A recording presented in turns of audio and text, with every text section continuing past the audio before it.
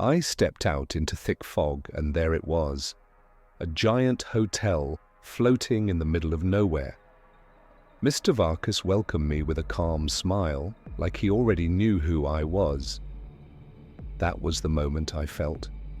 Something here wasn't normal. When I entered my room, a black leather rulebook sat waiting on the desk. The pages flipped on their own, showing the first rule. Never open room 13. Before I could even process it, a faint knock echoed from down the hallway. Midnight hit, and the entire lobby froze for a full second. Every guest, every sound, everything. Lyra appeared beside me without a single footstep. She whispered, "Don't stare at the clocks. They notice when you do." I checked the hallway again. Room 13's doorknob was shaking slowly, like someone trapped inside was trying to escape. A soft voice whispered, "Please, let me out." I stepped back, remembering the rule. The old elevator opened with a soft ding.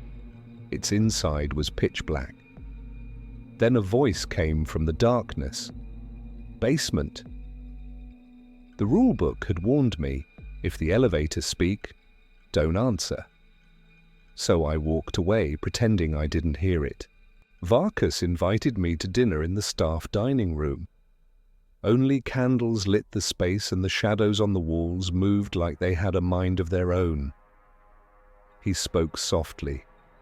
"Our guests are lost souls. We simply serve them."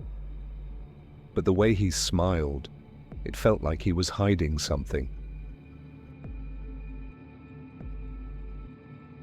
A pale woman floated to the reception desk, saying her room kept changing places. When I checked the rulebook, it warned me, if a guest loses their room, guide them to the nearest staircase, not the hallway. I followed the rule carefully.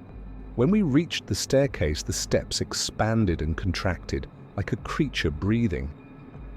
The woman stepped onto it and slowly sank into the fog. The staircase sighed softly and went still again. Lyra whispered, "Good. You didn't panic." Varkas took me to a hallway lined with mirrors. Rule number 32 said, "Do not blink inside this corridor." Every reflection showed a different version of me. Older, broken, terrified. One reflection whispered, "You don't belong here." I forced myself not to blink. The lights flickered, and one reflection moved without me. It pressed its hand against the glass and whispered, "The rules aren't what they seem." Before I could react, the lights went out, and when they came back, the reflection was gone. I found an old brass key on my desk that I'd never seen before. When I picked it up, it whispered, "Wrong door, wrong door."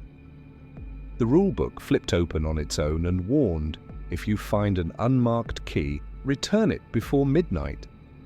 But before I could move, the hallway lights started flickering, like something was coming to take it back.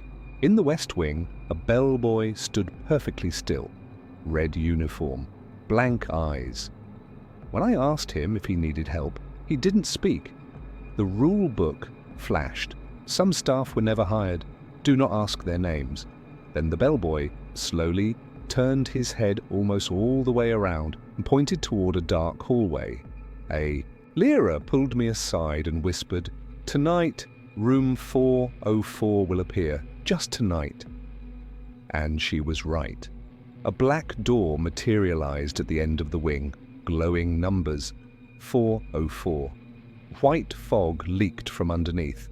The rule book warned me, never look at the doorknob, because on that doorknob an eye opened and blinked.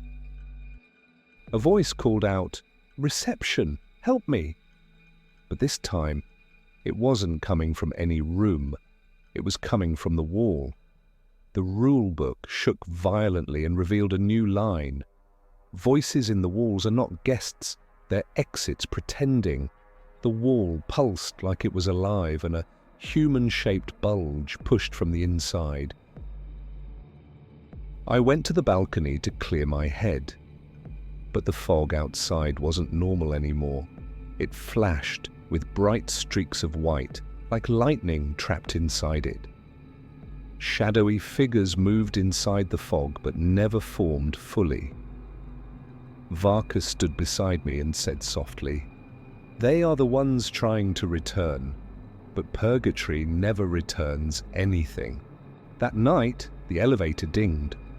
When I looked at the panel, it showed a floor that never existed, B2. The doors opened into complete darkness. A faint tapping echoed from below. The rulebook warned, if a new floor appears, it's not for you. Still, the elevator whispered my name again and again. In the lobby, Lyra waved at me, but the moment I blinked, she was gone. Only a single white feather drifted to the floor. The rulebook revealed a new message. When the maid disappears, something else replaces her. At the end of the hallway, a dark silhouette stood, the same height as Lyra, but with a twisted posture. The silhouette walked toward me with slow, crooked steps. Then it spoke, in Lyra's voice. "Help me. Don't leave me." But the rule book bled red ink and warned, if something uses her voice, run. I turned and sprinted as the creature crawled behind me like a spider. Just before it reached me, Varka snapped his fingers. Time froze. The creature dissolved into black smoke. He looked at me calmly and said, "She wasn't taken, she wandered." His shadow stretched across the hallway like a living thing. For the first time, I felt truly trapped. The brass key reappeared in my pocket and whispered loudly, "Midnight, hurry!" The rulebook wrote a new line by itself. If the key comes back, the door it belongs to is already open. When I looked down the hallway, a door I had never seen before stood slightly open as if waiting for me, or for something inside. I stepped toward the half-open door, but something felt wrong. When I checked my pocket, the same brass key was already there. And this time, it whispered louder, "Don't choose the wrong door."